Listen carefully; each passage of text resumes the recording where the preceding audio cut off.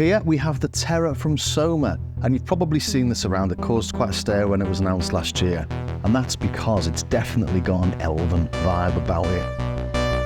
And if the weather wasn't so bad here, I'd have been tempted to make this demo up a tree. In this, I don't want to go into everything in explicit detail because it's actually very easy to get to grips with. The time you spend with this is just experimenting and enjoying creating stuff you wouldn't normally come up with on a standard synth. And although it is a synth, I don't see it as one, to be honest. I see it as an instrument in its own right. You're so removed from the technicalities of creating a tone that it makes you concentrate on the results. It's a digital synth. It's got 32 different engines or algorithms, and the way it reacts depends on the algorithm, but overall, it's a really simple interface. So in this, I thought I'd go through how it works, what each of the sections do, and how to understand this apparently opaque and crazy looking interface.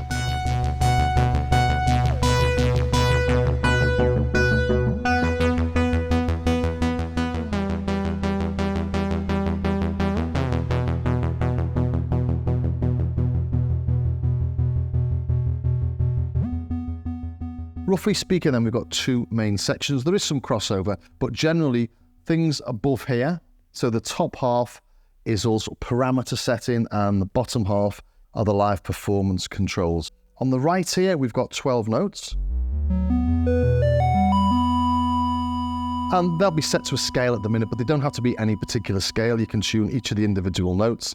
You can micro-tune each of the individual notes using this tune button and these buttons down here. And these buttons down here also change the tuning while you're playing.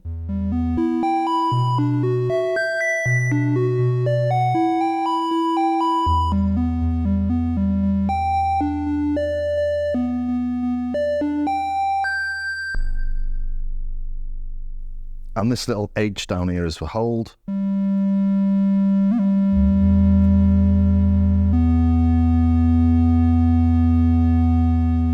And it holds whatever note you're playing when you push it. And these golden little nuggets or blobs or buttons, whatever you want to call them, don't actually move, but they are touch sensitive in that they're sensitive to capacitance. So the more skin you've got on them, the more things happen. And it's the pressure, I think, from the MP that's sent via MIDI through that.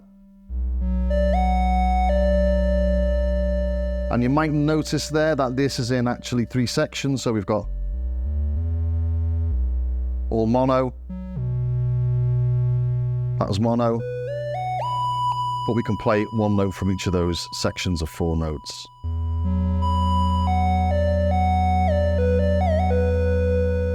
And that's not global, that's just the way this engine is and the way it's been set up.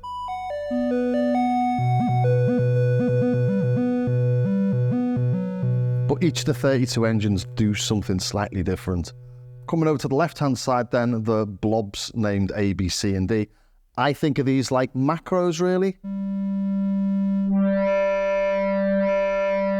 And you can see the capacitance making a big difference there.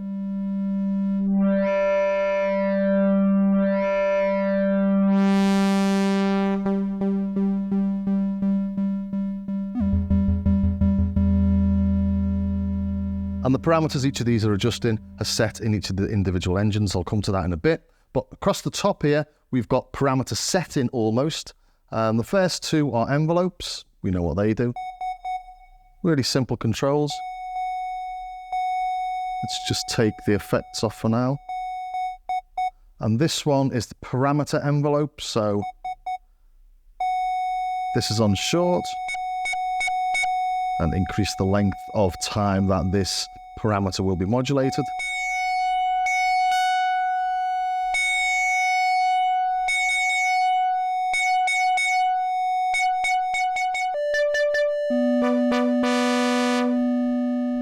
Next up then we've got this water and this light, and again they do different things depending on what algorithm you're using. On this one, for example, we've got an LFO which is brought in by hitting D. Press hold to hold it on. Oh, press hold to hold the notes on as well, maybe. Okay, so this is the speed. This is the speed of that LFO. And this is the resonance.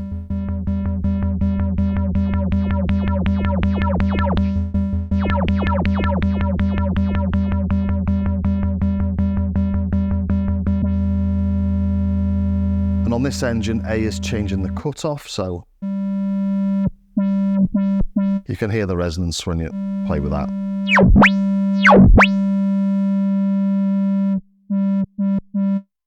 But again, different for each of the engines. Then we've got volume, and then over on the right-hand side, this is the time, and this is the wet stroke dry mix of the effects. We've got two effects. We've got a delay, hit that, delay's on.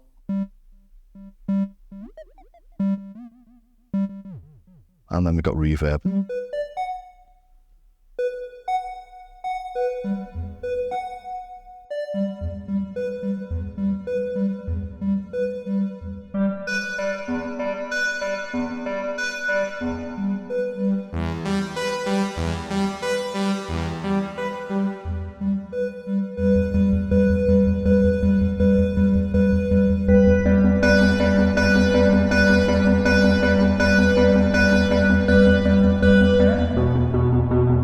So hopefully that little intro track is making a little bit more sense now.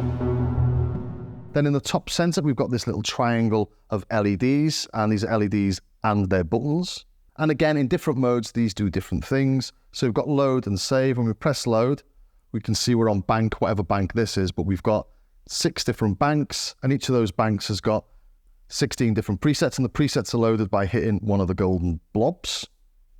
So to load 1, you'd hit this button there and A. I don't want to do it because I don't want to lose the sound I've got in it at the minute. To save, press save. Let's save what we've got in here to 1, 1. That's saved. I hope. Should be. So 6 banks of 16 tones. And when you save the tone, you save all the parameters that are in there. So all the things like the micro tunings and stuff like that. On the most recent update, I think it's 1.4, you can load in just the micro tunings. There's lots of little things you do with L and the tuning, and this H here sets you into sort of a setup mode, and then you've got MIDI parameters and stuff that you select using this. I'm not going to go into all of those, but they're all in the manual, so there's things you can do. You can't do it without looking at the manual though. You can't figure out how to set up the MIDI settings without knowing that you've got to press these keys, and then these two indicators here show you what mode you're in. E is used to select the different sound engines or the algorithms. We've got 4 banks of 8, and the banks are selected using these 2 buttons here. So that's, which is this? This is bass. Then we've got solo, experimental, polyphonic. And then inside each of those, we've got 8 values. So just binary, isn't it? So we've got 0, 1, 2, 3, 4, 5, 6, and 7, so 8 different selections. So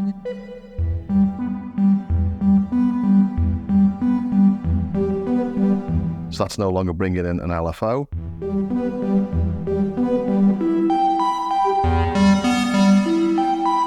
And if you look at the manual, you can see exactly what each of the different selections does. And when you're in normal performance mode, these 6 indicators stroke buttons change the way the synth reacts. So the macros and things will react differently. So on this one, for example,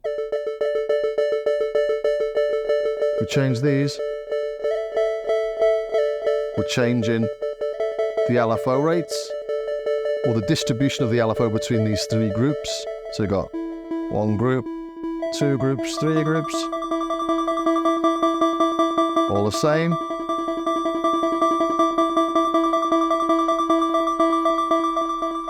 But with different engines, they'll do different things, like add different frequency modulations and stuff. Again, this is just play around with it, check out the manual, and find things that you think sound nice. On this engine, these 2 buttons here change the LFO type. Is that a triangle? Reverse ramp, square, ramp.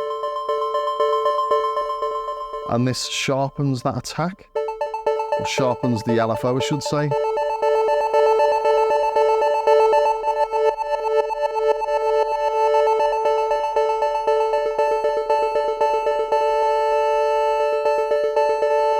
And as you push or as your fingers envelop it more, you change the amount of LFO.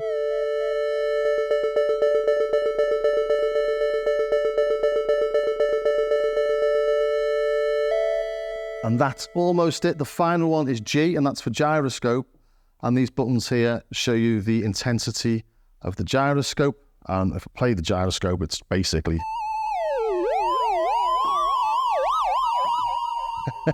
So you can adjust that on a per patch basis as well. Let's make it less sensitive.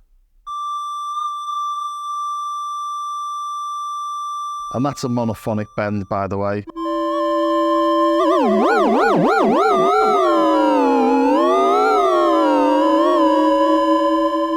And that's effectively how it works. Let's try a couple of more crazy ones. We've got, this one's got 3-operator FM synthesis controlled by the gyroscope. So let's see what happens.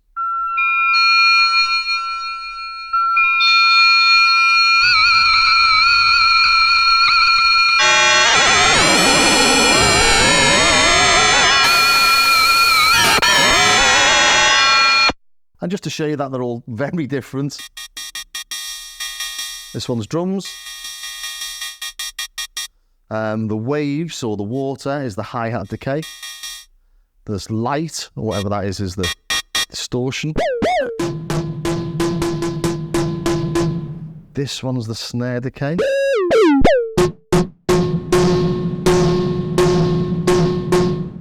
This is the kick decay.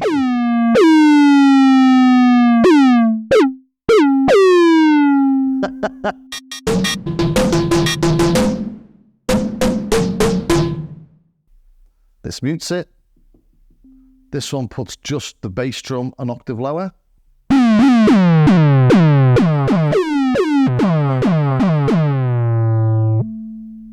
And D pitches the hi-hats 1 octave up.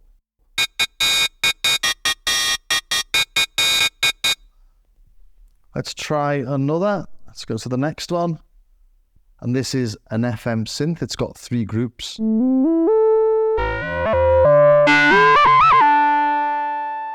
Like the first one did. These buttons here add vibrato to the different groups.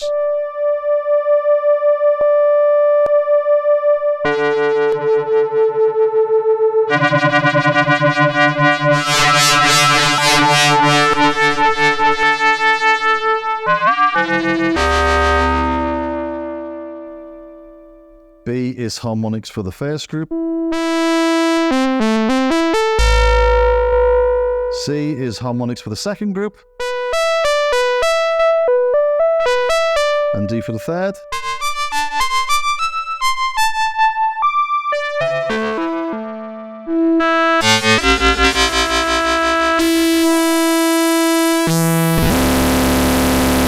So it's not only for elven melodies, it does do really nasty stuff as well. Let's go to the next again. So this is 3 mono synthesizers controlled by a tri-monophonic keyboard. Again, we got vibrato.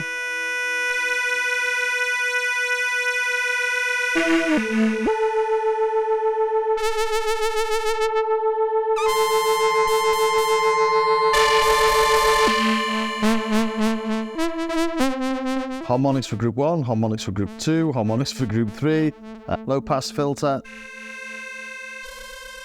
You get the idea. And we've got timbre switches on these 2 as well. Let's take the modulation off.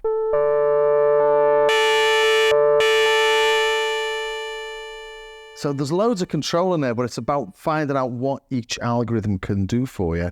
And that's why it draws you in. That's why I say it's more like an instrument than a synth. Because you just, I don't know, select a random engine.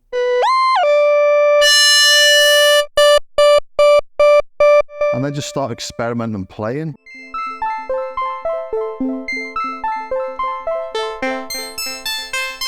Yeah, so there you have it. The Terra from SOMA. It's a range thing. I do think it was an instrument rather than a synthesizer. It's really got its own character. I feel it really does lend itself to more ambient noodlings, to be honest. Even though it can sound really nasty, it sounds nasty in that ambient modular way. And the way you can affect lots of different parameters with the A, B, C and D macro blobs is really, really expressive. So I hope you enjoyed that, and if you did, please think about subscribing, ring the bell, join me over on Patreon. I've got patches, I've got samples, I've got Patreon exclusive bits and bobs in there. And do check out my Starsky Car website as well. There's patches and samples to buy, as well as some free stuff. And do pick up some of the cheaper packs, because it does all help to support the channel. But thanks very much for staying to the very end, and I will see you next time.